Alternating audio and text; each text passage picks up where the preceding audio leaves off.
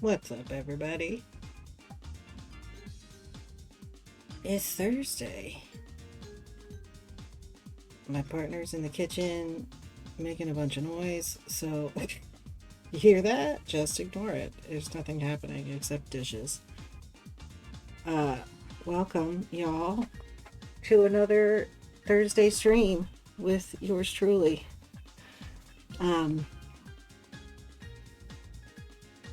How y'all doing? I have to I'm looking at the video producer for Twitch and I can't. I'm distracted by myself 5 seconds in the past.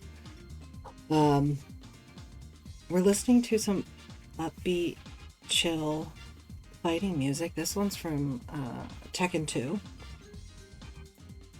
But I figured maybe put a little pep in our step. Maybe that'll make it feel a little more urgent what we're talking about, because what we are talking about is quite urgent, which is forming unions, which I did notice on gamedeveloper.com today. There's a trending tab at the top. If you click that, there's 5 topics maybe, and one of them is unionization. Blowing my mind.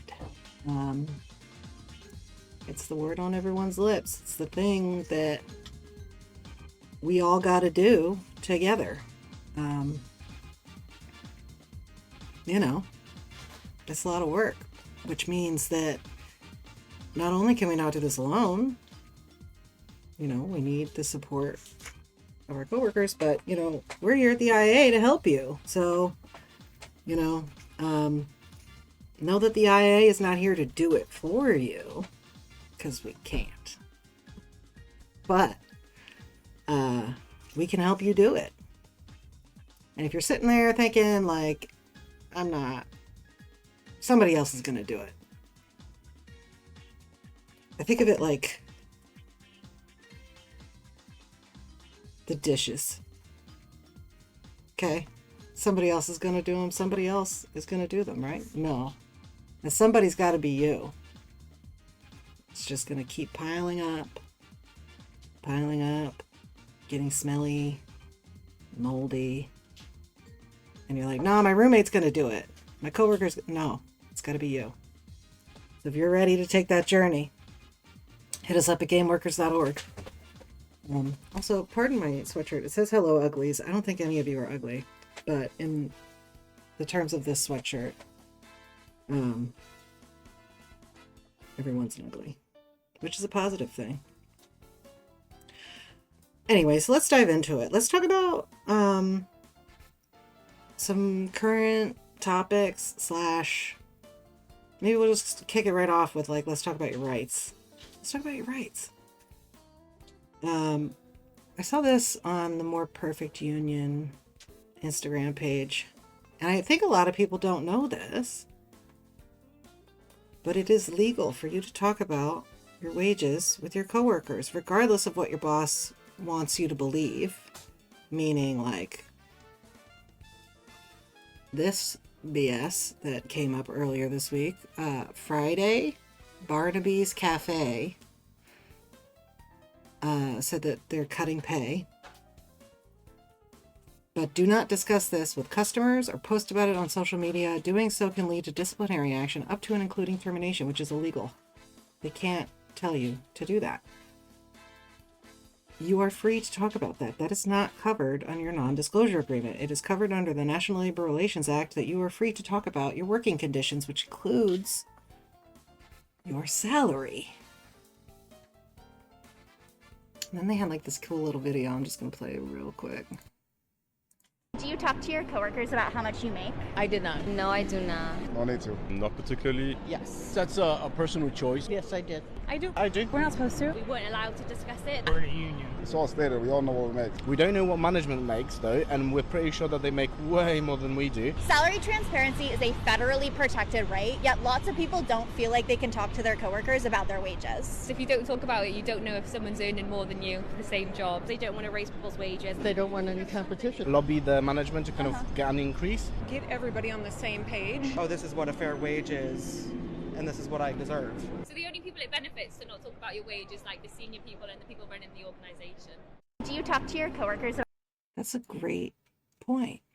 The only people it benefits is your boss for you to not talk about your wages. Imagine that.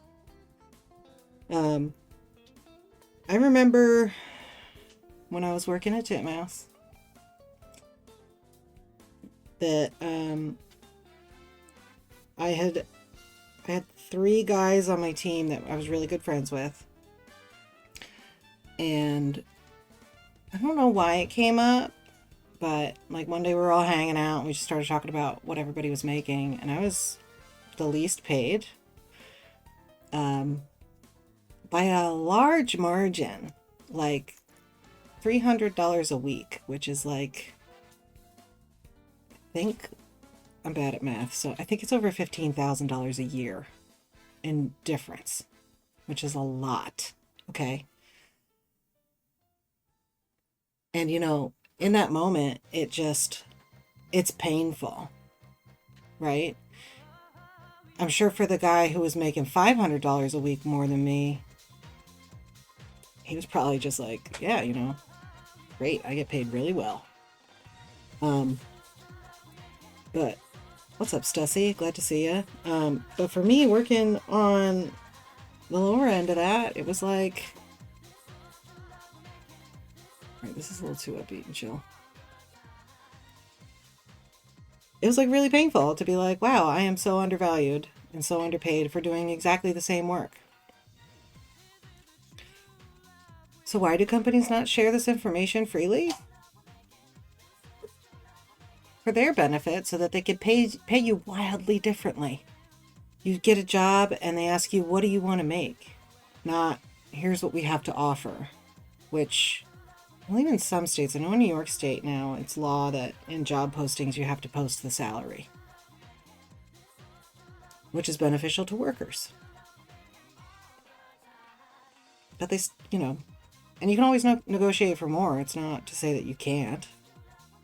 But it's wage transparency. And when you're working on the job, they don't want you to know that, like, the person sitting next to you doing the same thing is making more than you, because then you'll ask to make that money.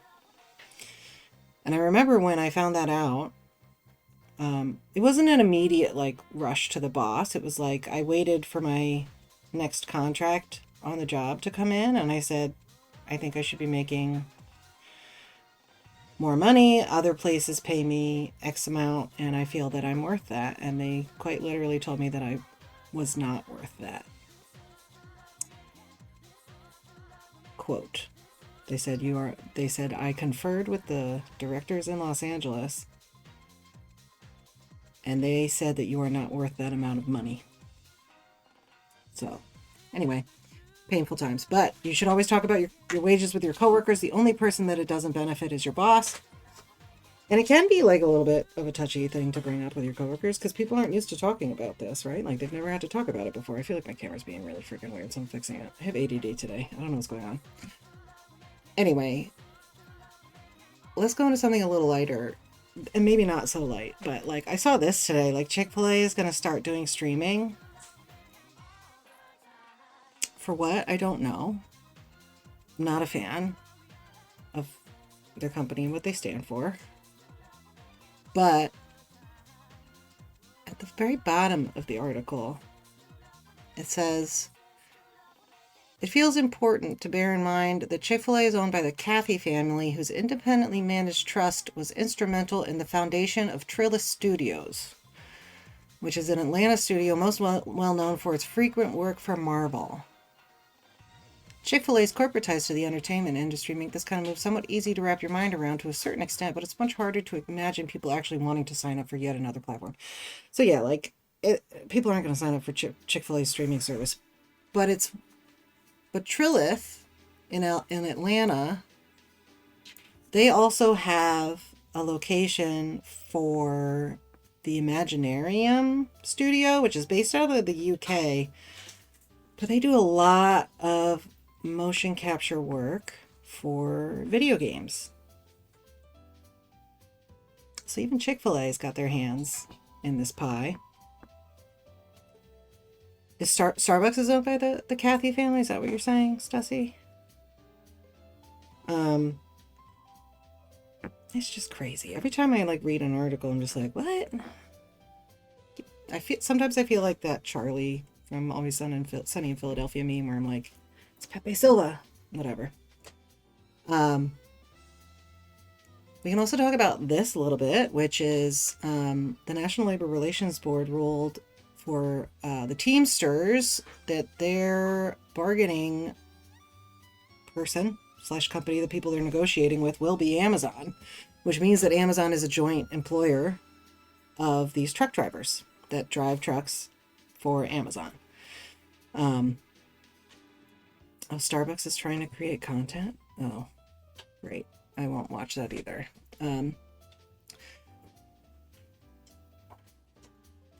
Gotcha. Good to know, Stussy. Yeah, and you're from there, so you would know more than anyone. But yeah, so the National Labor Relations Board ruled that Amazon is a joint employer for the Teamsters truck drivers that are trying to negotiate around the Amazon delivery drivers.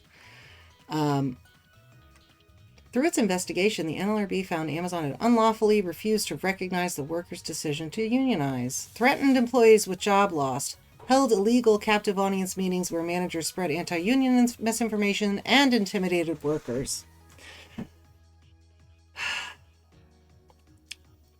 I know we've had talks about what your boss's campaign will likely look like. And I feel like we've talked about specifically the threatening, the captive audience meetings, and the intimidation. And again, that is all illegal under the National Labor Relations Act. So yeah, Amazon was found guilty of doing those things. The NLRB is expected to prosecute Amazon before an NLRB judge for its serious and callous violations of workers' rights. This ruling comes less than a year after the NLRB finalized its joint employer rule, which I believe was a case with the Alphabet workers at YouTube / Google, establishing that two or more entities can be considered joint employers of a group of employees if they both have employment relationship with the workers. One driver called the decision a groundbreaking ruling. It is. Yeah, like Amazon is our joint employer, he said in a video. Why? Because the whole world knows who our true employer is. We wear their colors, drive their vans, and yet we're not their employees. How does that make sense? 100% agree. They always just try to find the loophole. Lots of Amazon's wealth was built by gaming tax laws, employment laws, public subsidies, privacy laws, unenforced antitrust laws. We all let it go on too long, but not anymore. Hell yeah. And I also saw that Amazon is expanding more of their streaming content to involve games stuff, meaning like more Fallout series, more Borderlands movies, like more and more these companies are looking at games and trying to get more money out of them. So where's our slice of that pie? What if we fight for royalties? What if we fight for profit sharing on a title? Imagine that. Let's talk a little bit about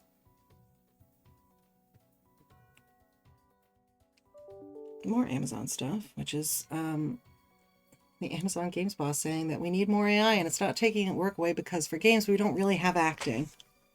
Are you serious? What's up, X86? Glad to see you. We don't have acting. Like, almost every AAA game is mocap anymore, which requires acting and actors. Like, what? Again, I feel like this is akin to like what happened last summer with the Writers Guild, where they were like just trying to scare people into going back to work. SAG-AFTRA is not scared. Not by this bullshit.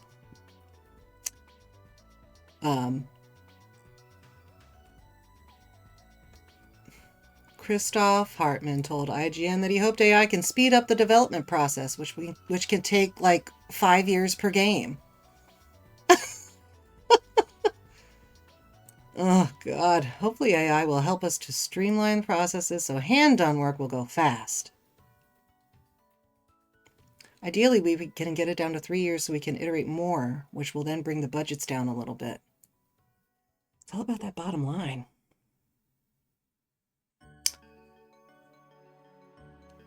Hartman was then asked about his thoughts on the current AI-focused SAG-AFTRA strike. I mean, I gotta be careful what is here because we are a big company and have to deal with all those organizations. So I don't really want to get in the middle of it, but when we talk about AI, first of all, hopefully it will help us to have new gameplay ideas, which has nothing to do with taking work away from anyone. And especially for games, we don't really have acting. The majority of the team sits in programming, and that's not going to go away because that's all about innovation. If it takes something, it will really be the boring parts. What? Yeah, AI would be best applied to the executives' jobs. 100%.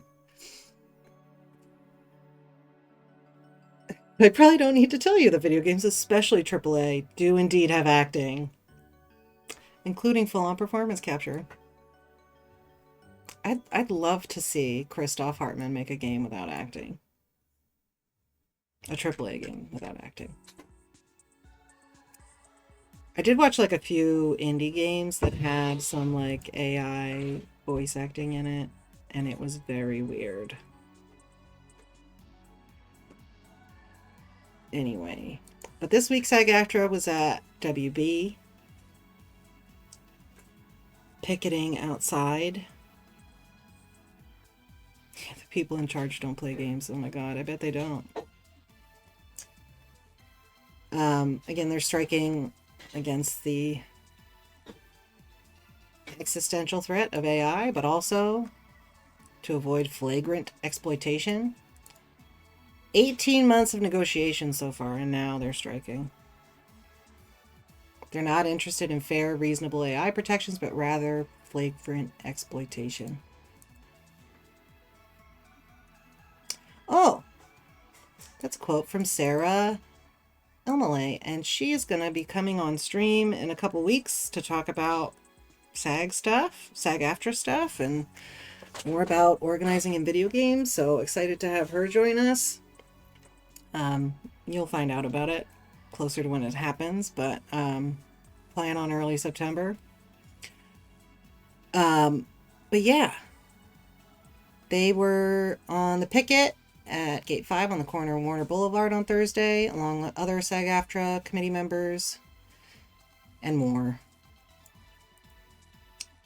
Yeah, they're still out there, so if y'all see a picket, drive by, honk your horn, put your fist in the air, let them know solidarity, and that you are with them in this fight.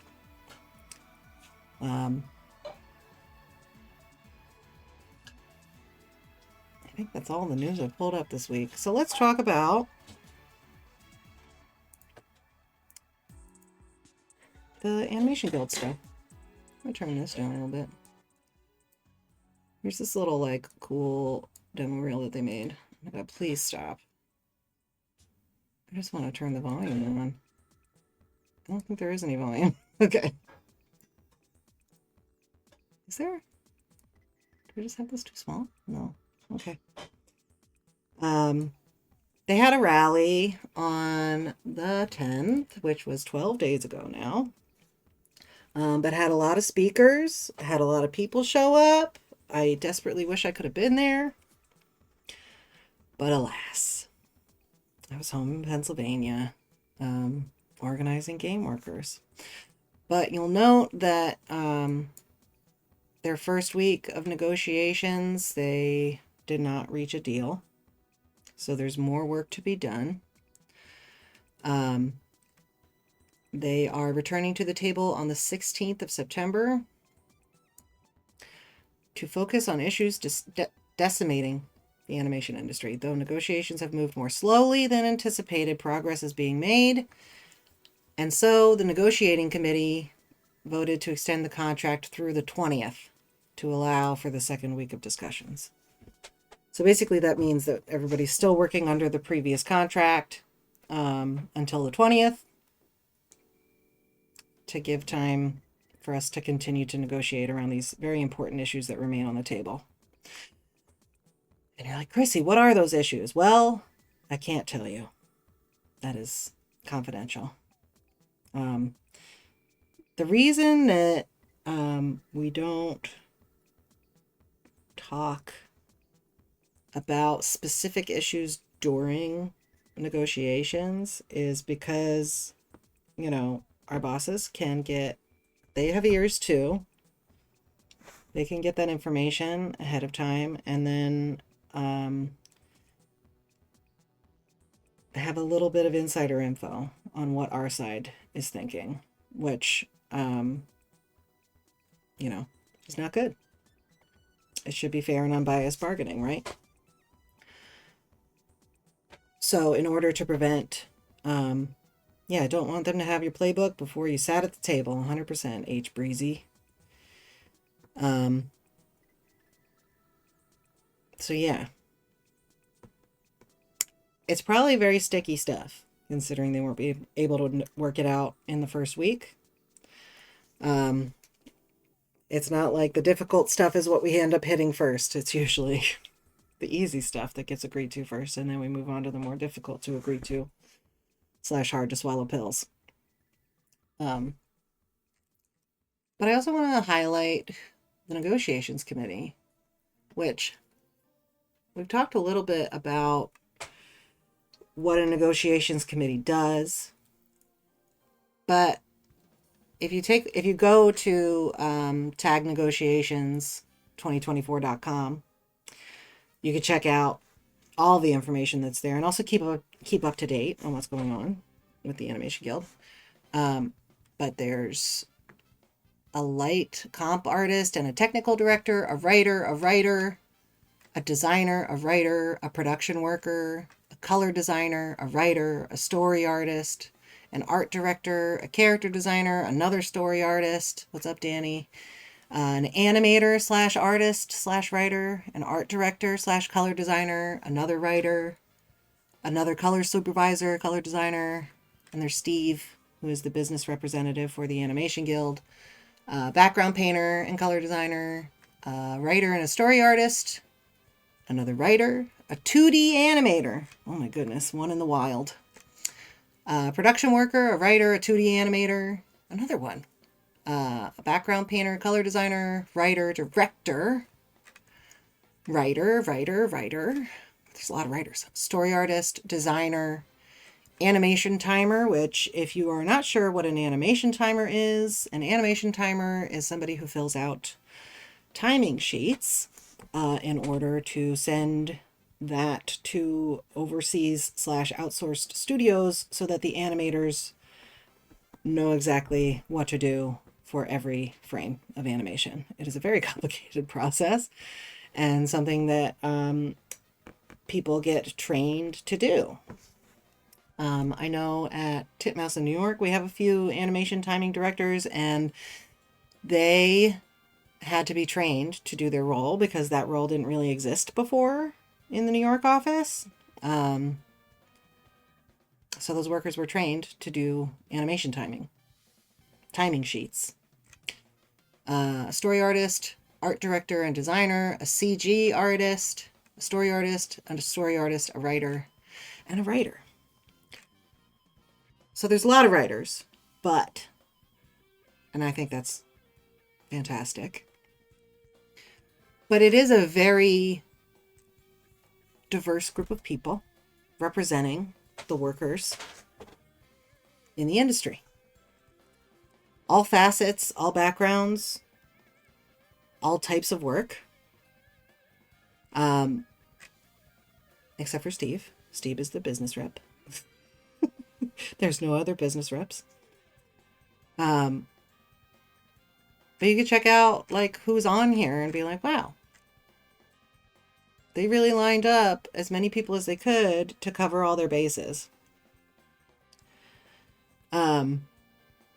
Having not only a diverse negotiations committee, but a diverse organizing committee that represents all different types of people in a workplace is crucial to forming a union and also negotiating a good contract. So in the negotiating part, it's like, okay, we got to make sure that all job titles and classifications are represented at the bargaining table because different folks have different needs. We've had Terry on stream before, and she talked a lot about color designer work, and how that has been a really important contract negotiating point for her and fellow color designers. But also, last negotiation round, there was a big push for story artists, because story artists often do the work, and you'll see up here, like Nora up here is listed as a writer and a story artist because story artists are often doing writing as well, and timing, and editing, and designing, and for story artists. And for writers, you know, if you've been paying attention to the Animation Guild's maybe their Twitter, I saw it on. Actually, I think I saw it on Facebook of all places. Please don't give me trash for being on Facebook. I love Facebook Marketplace. It brings me joy. But anyway, so they made a video about how it was like a little puppet video. They had two, I should have pulled it up. I really wish I had. They had two scripts as puppets. One was an animation script and one was a live action script, and they're all the same. They're both the same length, the same type of show. But one of them gets like 3 or 4 or 5 times the amount of money to be written than the other, just because one is live action and one is animation. So animation writers get paid way less than live action workers. So it's really important, again, that all of these people, and 2D animators, like we're talking about, oh, I just clicked on Carly. Carly, you're the highlight today. 2D animators are seeing more and more and more of their work just being shipped overseas constantly. And it's a huge issue because we want that work. We want to keep it here. So we're talking about so many issues that, again, like a 2D animator, overseas stuff is way more important than maybe a writer or a story artist or a color designer. I'm not saying that it's not important to those workers, but maybe for a 2D animator, it really is.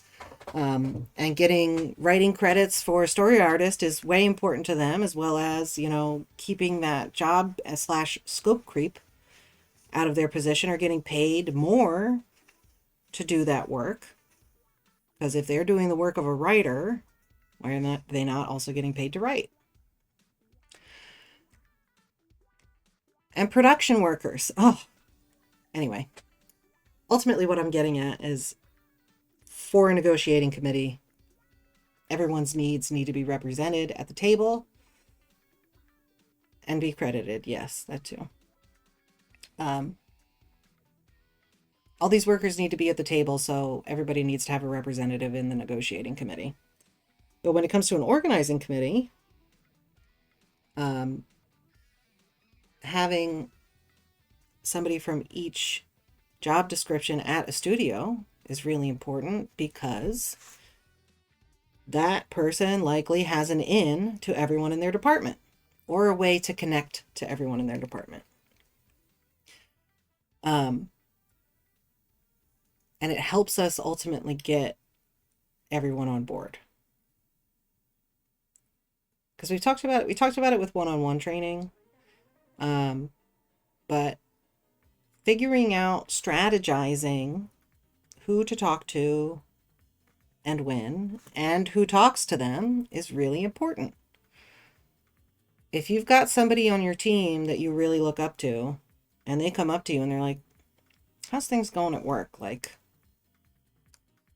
do you think that we could do something about that? You might feel a little more confident than some person that you've never met before who works in a totally different department messaging you out of the blue saying, hey, I kind of need to talk to you about something important.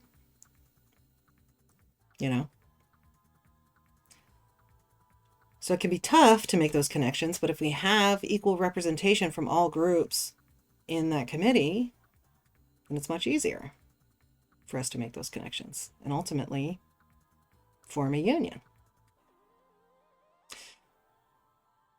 And we haven't really talked about this, but like normally within an organizing drive, the organizing committee will then go on to be the negotiating committee. It doesn't have to be the case. The negotiating committee can be formed in many different ways. In the instance of the Animation Guild's negotiating committee, I don't know how it was formed personally. I should have that information, but I don't. But I can say for us at Titmouse, we felt it would be best to put it up to a vote, meaning that people could nominate others that they felt would be good representatives. And then we held a vote. And we ultimately ended up with a few new people from not only the organizing committee being on the negotiating committee, but new people who were not part of the organizing effort, at least not on the committee part, because everybody's a part of the organizing effort. We had new committee members for the negotiating committee, which I thought was pretty cool. You know, I think it's an important way to get more people involved. And it's also much less of a challenge to ask people to be a part of the negotiating committee, because now you're out and you're public and there's nothing they could do. Like, they're not going to, at that point, like, attack you. Because now we're getting down to negotiating. Now the union's formed. You can't bust it anymore. It's there.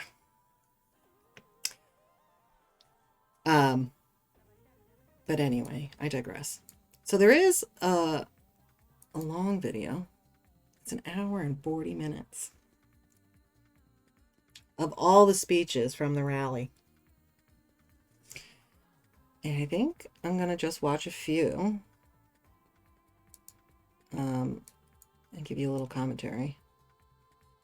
I think let's watch Rebecca Sugar's, because I think she had a lot of good things to say. And we're going to win. Thank you.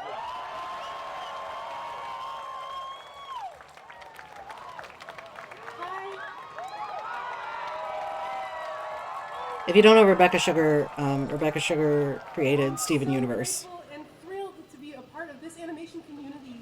We devoted ourselves to this chronically undervalued art form because we know how special and how meaningful it is. The entertainment world depends on the power of what we do. We know that, they know that, we know our worth. So let's fight together for our future. Oh, hers was really short. Everybody. I did watch a bunch of these before. Oh, let's watch VP Miller. Here we go.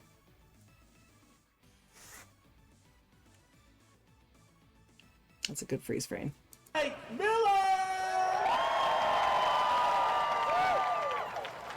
This is what solidarity looks like. On behalf of our international president, our general executive board, and 178,000 members of the IA in 2 countries, we've got your back. On Monday morning, 5,400 members of the Animation Guild are going to be sending their representatives to the table with the AMPTP, the most powerful entertainment industry companies in the world. My money's on your bargaining committee. And I'm going to be there with your bargaining committee to bring the power of those 178,000 members. And it's time for animation to take its place in the industry. You are not in the shadows of anything but that tree, and certainly not in the shadows of live action. I just want to say how powerful it is and meaningful it is for Mike Miller to be a part of the negotiations for the Animation Guild. I don't know if he was there the last round. I believe he was, but it just, again, like, we just finished negotiating the basic agreement and the area standards agreements. So he's already got that rapport with the AMPTP. So having his backing at that table is huge. Huge.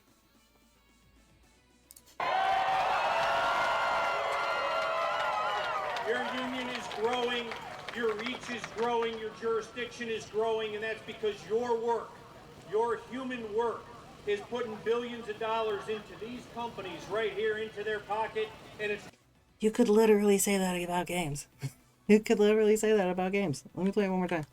Your jurisdiction is growing, and that's because your work, your human work, is putting billions of dollars into these companies right here into their pocket, and Yep. it's time for us to get that share for the workers in animation have been deserving them for decades. You're damn right. Same for games. Replace animation with video games. I see a future where we have a rally just like this, and VP Miller comes and doesn't repeat this, of course. Like, he's not going to do it word for word, but has a very similar statement of solidarity for us. And I think that's the future I dream of.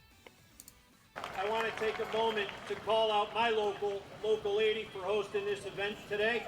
Thank you guys. Thank you, business agent and John Ellis. It's time for us to keep building. And when we build on what came before us, we all do better. The writers built on the directors, the actors built on the writers, the Teamsters, IA, and Basic Crafts built on their work, and the Animation Guild is going to build on top of all of those successes. Starting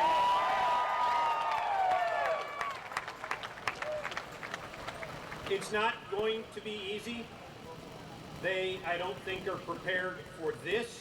And if we think it's hot out here today, wait till they feel the heat on Monday morning when your bargaining committee's there.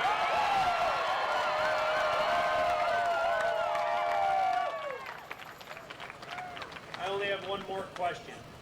What happens when we fight? When we fight, we win.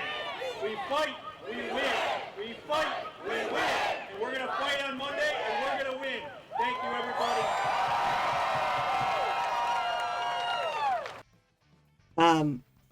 X86 in the chat does bring up a good point, which is if we lose power, we'll lose voices like Rebecca Sugars and Tana Terrace in the creation of amazing IPs. And, you know, I think that we can all see in this world of sequels and prequels and remakes, and it's starting to happen in games, you know, like we're remaking old titles. And I'm not saying that that's a bad thing by any means whatsoever, except for in the case of the live action Lion King. Just kidding. I'm just kidding. Dana Terrace. But, you know, when companies are looking at creative storytelling in film, television, and video games as an investment, they don't want to take risks. They don't want to, like, I think that if SpongeBob didn't exist, it would never. Because, like, can you imagine? Like, I've seen the pitch book, and I love it because I freaking love SpongeBob. I know what it is, you know? But, you know, when you go into a pitch room, it's like, and I feel like this is probably similar for, like, pitching in games, but, like, what's the mood of the person watching your pitch? What's the current thing that they're specifically looking for? What do they like about you as a person? You know, so there's so many factors that go into it. Like, I just think, like, if you tried to pitch SpongeBob now, would it make it? Or would they pick up another reboot? Would they do another season of Ren and Stimpy or Beavis and Butthead or bring back the Rugrats for the 50th time. You know what I mean? And again, I'm not poo-pooing any of those titles. I'm a huge Beavis and Butthead and Ren and Stimpy and Rugrats fan. I'm just saying, like, it just creates this, like, void of newness where everything is just the same thing. And, you know, they always say, like, oh, there's no new stories under the sun. That may be true. But there are new and compelling ways to tell those stories. And I think we can all agree that when we do find those new and compelling things, we all obsess and freak out over them. And that's like the new hit show. It's not always the sequel, the remake, the prequel. You know? We all know the Star Wars prequels were... Whew. Don't come for me. If you're a Jar Jar Binks fan, don't come for me. But yeah, like, it's just... It's the capitalist regime crushing us from being creative. And how they make all these new things and then they throw them in the frickin' trash for tax write-off. Like, we'll never see that Wile E. Coyote short movie. Like, we'll never see it. It's in the garbage now. Like, just release it for free then. Why? And they just made like a new Porky Pig one, I think. That might also not see the light of day. It's just insane. For money. I also read an article the other day about how the fine art industry is dying. Because less bajillionaires are buying fine art to make an investment in a piece of art, you know?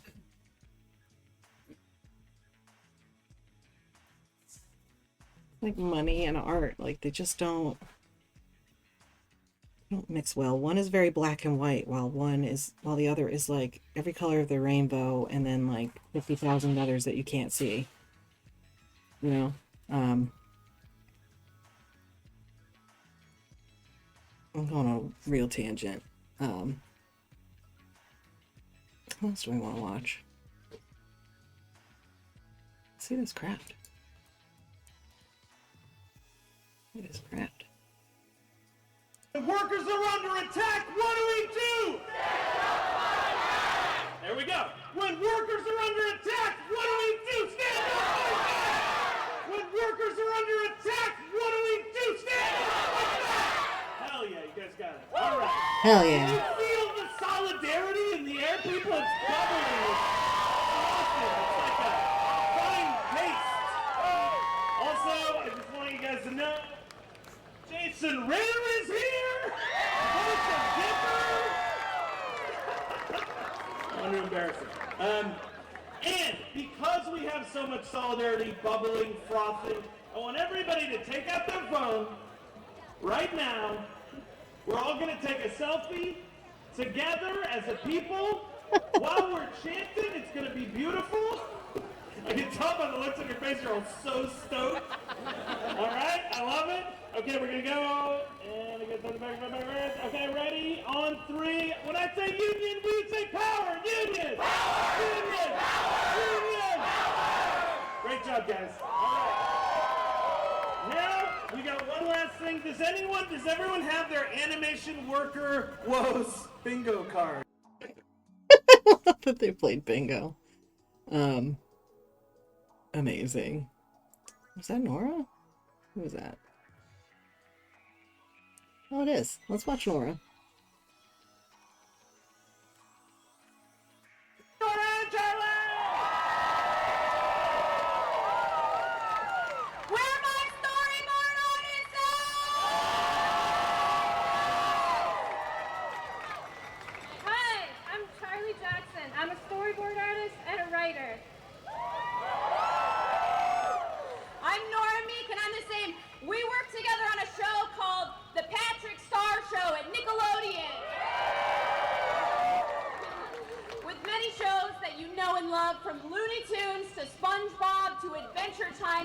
storyboard artists shape not only the visuals of the show, but the stories themselves.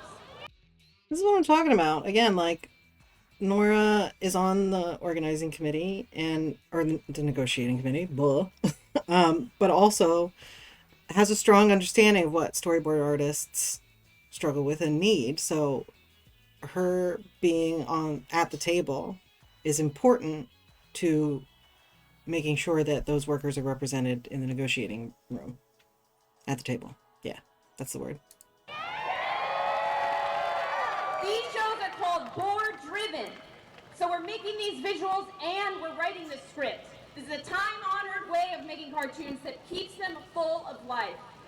But we don't get anything extra for what we do. We get paid as much as storyboard artists who aren't writing scripts. On top of that, producers have taken advantage of evolving technology to cut back on crew sizes and outsource work for years. Character layout, in-house animation, even editing. Entire departments that used to be staffed by dozens of people are downsized or gone. And all that work gets heaped onto whoever's left, like storyboard artists, for no extra pay. That sound familiar to y'all in games? Especially now that so many workers have been laid off that, like, now you're tasked with doing extra work. Alina says it's very familiar.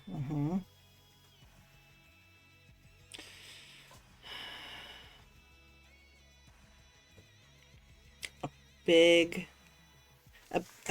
thing that, like, our employers love to hang over our head is that idea of, like, upward momentum, that, like, climbing the ladder, you know, and a lot of workers want that, and a lot of workers don't necessarily want that. Some workers are perfectly happy where they are, and they don't feel that need to go up, which is great. But some people who do want that, and who do want to get, like, that bump in responsibilities as well as that bump in pay, so that they can see a better future for themselves.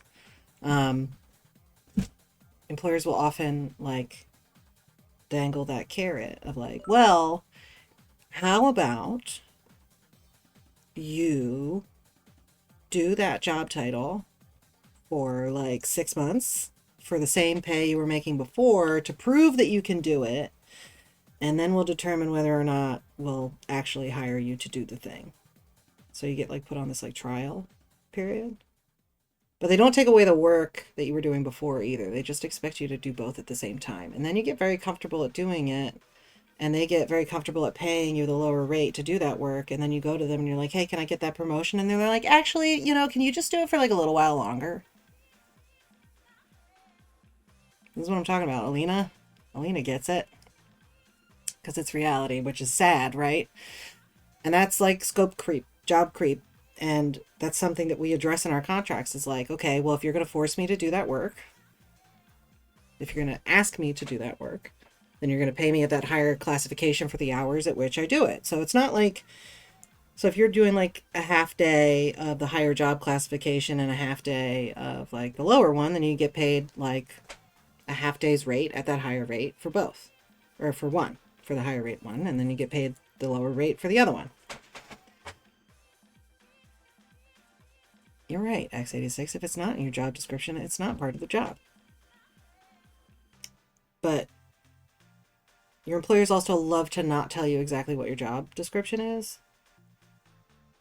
Like, it's intentionally vague. But also when you get to the negotiating table and you're like, okay, I want to put some language in here that states what one thing is and what one thing isn't. They get all cagey. And they're like, oh, well, then that's going to prevent us from giving anyone a promotion. And it's like, that's not frickin' true. It is much more expensive for you to hire someone brand new than it is for you to hire from within. So you should foster the workers that you have. And that's kind of what they do anyway, right? Like, why would they stop doing it just because they have to pay you more? They're making billions off of your back. The slight increase in your wage is not going to break their bank. If you do a different job other than your classification, you don't get that higher rate all day. Again, Stussy, this is subject to negotiations, so I'm not going to say that this is like the language. But in some cases, it is like on an hourly rate basis. If you're, so then you'd have to like track the hours that you're doing it, you know. But that's not the case in every case, so I don't want to say that this is the way we do it and it's the only way. Like, as with all stuff that I'm talking about with negotiating a contract or how it exists currently, like, that is up to workers writing the contract to determine the language of. Once we bump up, we get the higher rate all day. That's why I was asking. Stussy, I'm not sure the work that you do, and I don't know how your contract operates. So, yeah, we don't have a contract yet, so I unfortunately am not able to say this is the language that we use in our contract because there isn't one. But this is what we're kind of talking about in terms of like scope creep and like what, and if that's the way that your contract operates, Stussy, then that's great. And that's something that we could certainly apply to a game worker contract if that's what the game workers under that contract want. And if it's what we're able to negotiate. Because like I was saying, like it's usually a sticking point because they're like, well, we just won't give you promotions then. It's like very, it's like a veiled threat, you know? Anyway, we were in the middle of watching something, so. And with AI coming towards us, tell me, how many artists do you think the company wants to hire 5 years down the line? 0! We don't have work-life balance. We have... Damn right. If we let them keep doing this to us, just like,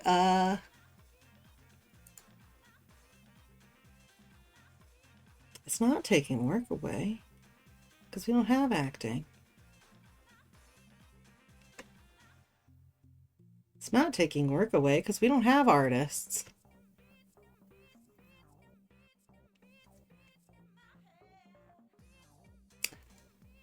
Something else that was on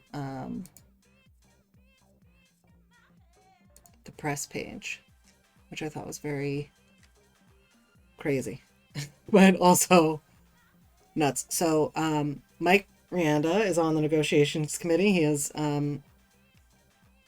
no Wired. No.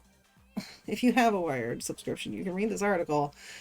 But apparently he made a movie about humans rising up against AI, and now he's negotiating a contract around AI to try to save the human race.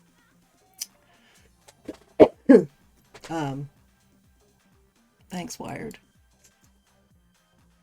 There's a lot of great stuff on here. Actually, let's look at some pictures. There's Rebecca. Oh, it's Jendi Tartovsky, who made Powerpuff Girls, and did he make Powerpuff Girls? Oh my god, what were his shows? I'm so bad at this. I know he did Primal, that was the Adult Swim show, because he made Samurai Jack. He worked on that new movie, the adult animal one that, again, is getting... That's the one I was thinking of. It wasn't the Porky Pig one. They made an animated 2D feature about animals that's apparently adult. I think it's called Neutered or something. But he just made that. He's he also did that other new show. Oh my god, I'm so bad at this. Anyway, all these folks screaming for their rights as laborers. No AI in animation. Oh, from Ed, and Eddie. That's an old one.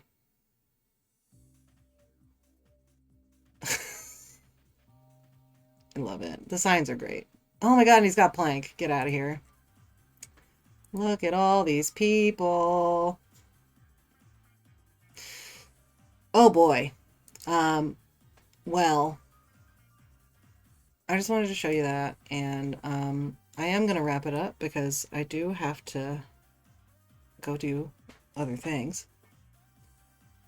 But you can check out all of this stuff at tagnegotiations2024.com to keep an eye on their negotiations and any future stuff that's happening.